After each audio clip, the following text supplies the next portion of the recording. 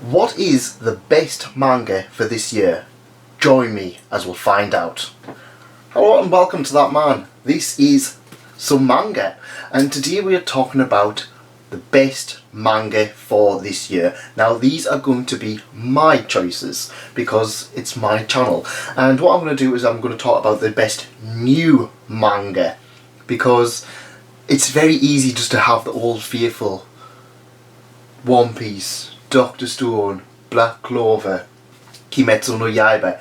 All are great titles and all have had absolute fantastic years.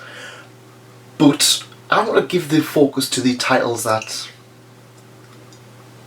they're not really going to get picked up.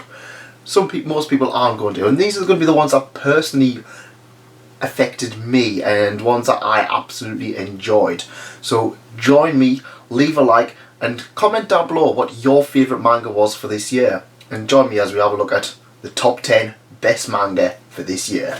At number 10 we have Kaiju Girl Caramelized. Now this is a title that I have not really spoke about much, but it's so much fun when I actually read it. It's about a young girl who, when she falls in love, starts feeling emotions, she turns into a kaiju. Yes, that's correct. The young girl turns into a giant killer monster. And I found a lot of fun with this one. It was one of those ones where it was like so cute, but then it was also kind of like, it was quite sad because she's got issues where she's just like, oh well, no one's gonna fall in love with me because I'm a horrible monster, where then this guy's just like, I love you. And I'm not really sure if the kind of like he already knows that she's a monster or not, but I'm quite interested to find out what is going to go on with this, because yeah, it's one of those ones that it's just like, it's going to be, does he know, does he not know? In volume 2 there looks like they're introducing some more characters who are kind of like going to be potential rivals, and there's going to be some near misses, and I think that's kind of how it's going to go. I'm not sure how long it's going to go for, because I'm not really a shoujo person. I tend to find shoujo quite interesting, and like especially the romance ones, and then after a few volumes they kind of get a little bit boring and they kind of run out of ideas. But this one, so far, volume 1 and 2 have been absolutely fantastic and have been a really good treat. Number 9 is Beastars. Now I did go into length on another video, which you can see up here, or probably up here, about this title, and it's one that, yeah, I kind of struggled with a little bit when it first came out. I've since reread it and I really want to read more of it. Think Zootopia, only with more manga. Manga Zootopia. In fact, there probably was a Manga Zootopia. Yeah, there was. And this one is quite interesting because it tells the daily lives of animals. Now there's a few weird things about this one. Is that the first is a mystery that the herbivores and the carnivores who live together, one of them has killed a herbivore, and that is getting the hold of the distrust between the carnivores and the herbivores. However, in the middle, the main protagonist, a wolf, has fallen in love with a beautiful rabbit. Yeah, it's continuing that whole thing of kind of just like, yeah, let's sexualize rabbits. And it's one of those ones that I kind of, at first I was just like, no, I'm never going to enjoy this, but a lot of people made me change my mind on that. And I'm happy to see that it was the 9th best volume, or the 9th best series that I've read, at least this year for the new stuff, and it's one that I really want to read more. It probably would be higher if I'd actually read more than volume 1, but Viz being Viz, just don't want to put it on sale. You monsters. Number 8 is a series that everybody who likes anime and manga should be aware of, and that is Mobile Suit Gundam: The Origin. Now this is slightly different from Mobile Suit Gundam: The Origin, the anime. This is more of a retelling of that iconic classic original series, the Universal Century, the war between the Earth Federation and Zeon. And these are some absolutely beautiful, fantastic volumes that honestly have probably bumped it up quite a bit. Gundam has always been a series that I absolutely adore, and upon checking it out, it's one that I always straight away wanted to collect. You get everything that you want from a Gundam series, especially from the original one. The introduction of Amuro as he starts to take on Shah Aznavour, and the introduction of the iconic classic Gundam. And this is a series that I would absolutely recommend for everybody who is interested in Gundam to read. You're not going to really see much new, but my god, it's an absolute fantastic read, and the artwork is absolutely beautiful. It's only getting 8 because, well, quite frankly, I've only read volume 1. I've got 2 and 3 still to read, and it's one that I can't just quite read quite easily. It's one that you have to be in a certain mood to read it. With number 7, we find out that Vic Fries make Fries. And this is Plus Size Elf, a title that I have discussed a few times, and my god, is absolutely exquisite in the artwork. Now, everyone knows that I actually like my Monster Girl series, and this has been the Monster Girl series that has just exceeded all expectations. I didn't think much of it until I picked it up, and my god, I had a lot of fun with it. A lot of stuff that I would normally pass over, including exercise. That's right, it talks to us about exercise. However, we have a bunch of beautiful and absolutely amazingly drawn monster girls to give us that exercise. Not in that kind of way. You pervert. And as we can tell, it's been drawn beautifully. The story of Plus Size Elf tells the story of a young man who discovers an elf girl who has just put on a lot of weight from eating too many fries. Fries taste so good that she just can't stop eating them, and she is unable to travel back to her own world until she loses some weight. It's absolutely hilarious, and it's got a lot of really good moments in it. If you like your Monster Girls, if you liked how heavy are the dumbbells that you are lift, you will enjoy Plus Size Elf, and I would really recommend it to pretty much anyone who likes Monster Girls. Number 6 is the Quintessential Quintuplets. Yeah, that's a title that you are very going to struggle to pronounce. Very much like We Never Learn, in that it's an ecchi rom-com, fun fantasy kind of story. It's not a fantasy, it's a male fantasy kind of one, in which a young man has to help 5 young girls study. And yeah, it's one of those ones where it keeps introducing a lot of new things, a lot of new features with it, and it is a usual harem story. However, it does pull out a lot of things that don't normally get seen in harems, and honestly, this is one of the more stronger titles that I've actually seen in a long time for that genre. It's not really a genre that I'm huge on. I can enjoy them, but I don't know, there's something about them, they always kind of end up in the same kind of similar vein, but this one really stood out to me, and I really enjoyed it. The artwork was fine, and to be honest, they're all best girls. Usually you end up picking one best girl, but they're all best girls, including Yotsuba, who is also a best girl. It's one of those ones where I read the digital version of it, and then almost straight away I was just like, I'm going to have to buy it. And it sat on my shelf, and I've not read any more of it. Whoops. But yeah, it still was great enough that I had to feature in this top video, because why not? It's one that you will enjoy if you like harems, if you like comedies, if you like romance, and if you want that whole study buddy kind of aspect to a series. Number 5 is a series that I have covered previously on the channel, and you can read up here. In fact, nearly all of these are ones that I've covered on the channel. I don't know why I'm saying, go check out the channel. And that is Komi Can't Communicate. Now, this probably would have been higher on the list if it wasn't for the fact that volume 1 was extremely strong. However, subsequent volumes have kind of been more of the same. Don't let that put it off though, because this is an absolute fun, down-to-earth comedy manga. It's a slice of life in which a young girl is trying to get 100 friends. She can't communicate, however.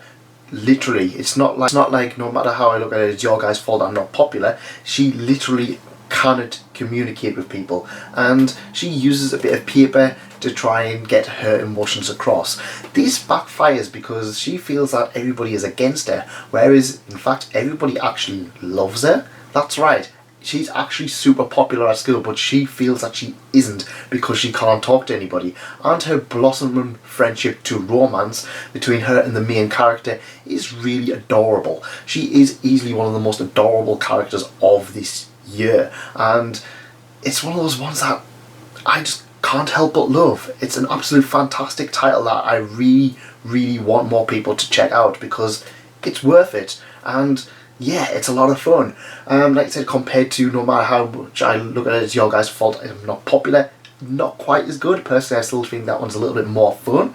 But yeah, this one is still an absolute fantastic title that I'm really glad I picked up. And for me, it's the 3 for 2, it's the freebie one. So I buy Golden Kamui and Dr. Stone, and this one's the freebie one. So yeah, but I'm always having fun with it. It's just a lot of fun.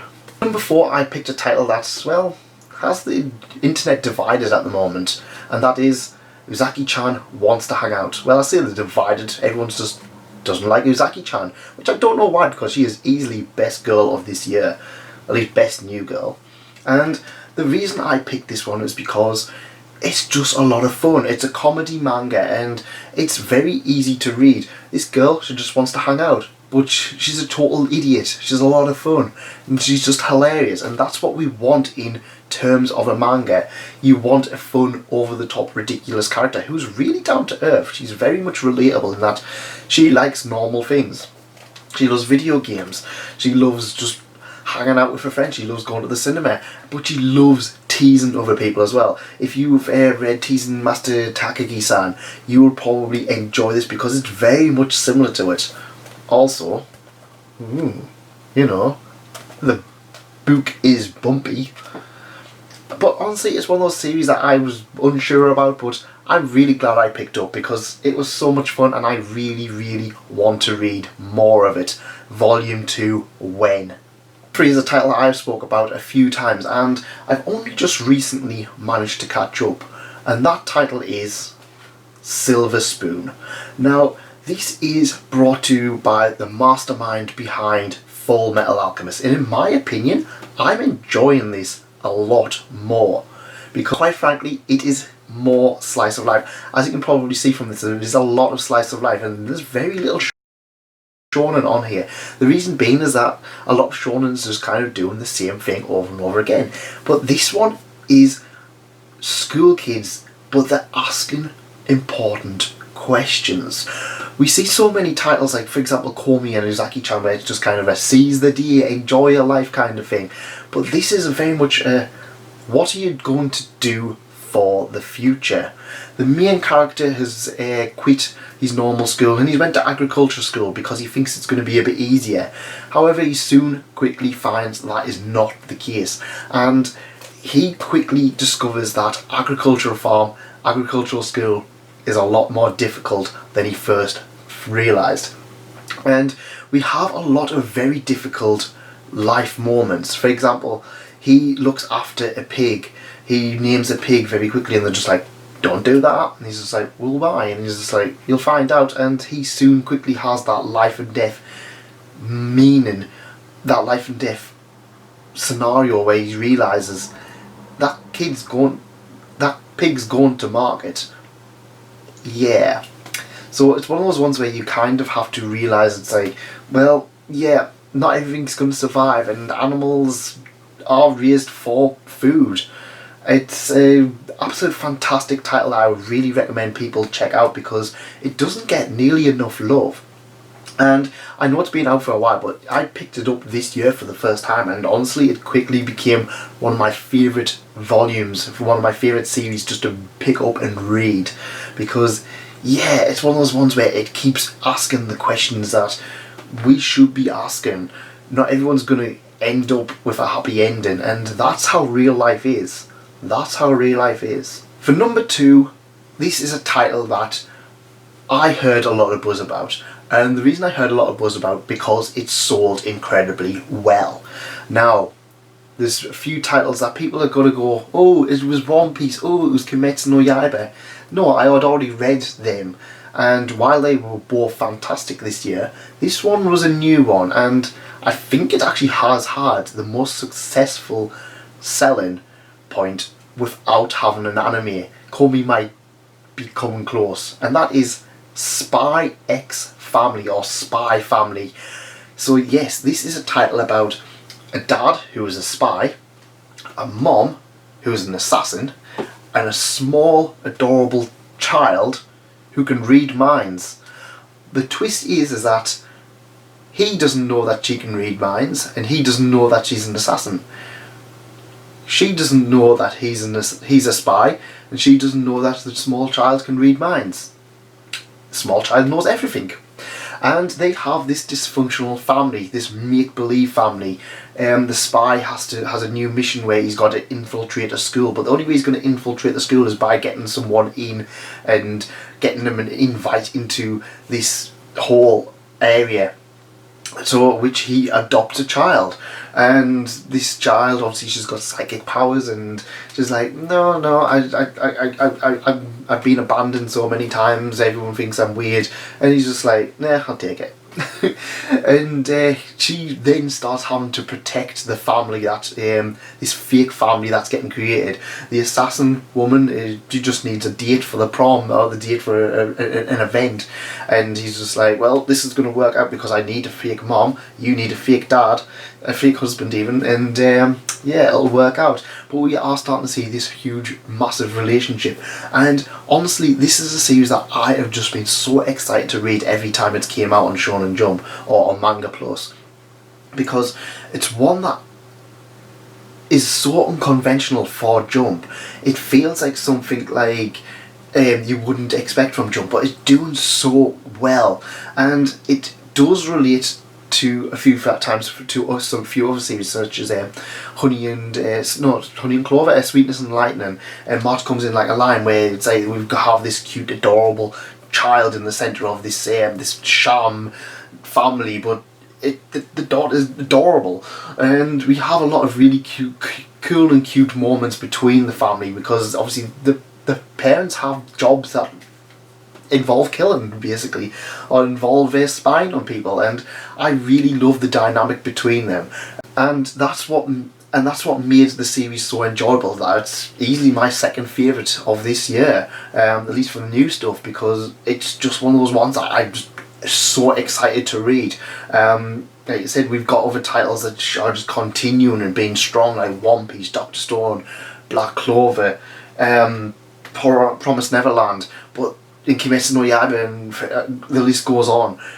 And that's what, having such an odd series stand out is just fantastic. I would definitely recommend people check it out. Now, before we go on to number one, I do want to talk about another series.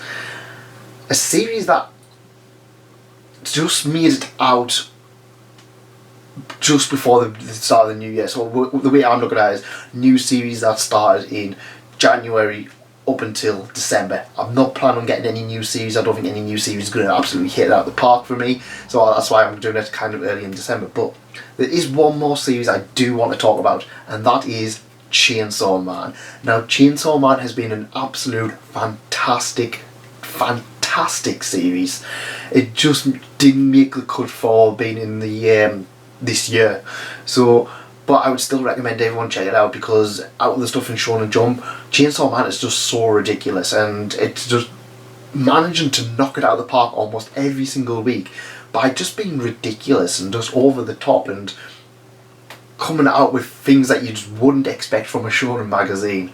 The kiss, that kiss is probably the most important kiss in the whole of shonen history. The people who read it will know. Well, I did want to have a little bit of a talk about it, because I didn't feel right not putting it on. And finally, number one. Now, before I get into this, I want you again, if you do like this, please leave a like, please consider subscribing, and before we get into number one, I want you guys to put in down here what your favourite manga was for this year, and let me know, because only one person, I've only read some things, and if you don't agree with this, let me know, because of course there's probably tons of things I've not read, or tons of things I kind of just was like, oh yeah, it's good. Now, number one will come to a surprise to absolutely zero people. Zero people will find this surprising, at least if you know me on Twitter and stuff like that, because there was absolutely no way this was not getting number one, and that is, of course, Yotsuba and. Yotsuba is absolutely fantastic. I bought the whole thing digitally, then I rebought the whole thing physically, and I've read the whole thing physically twice.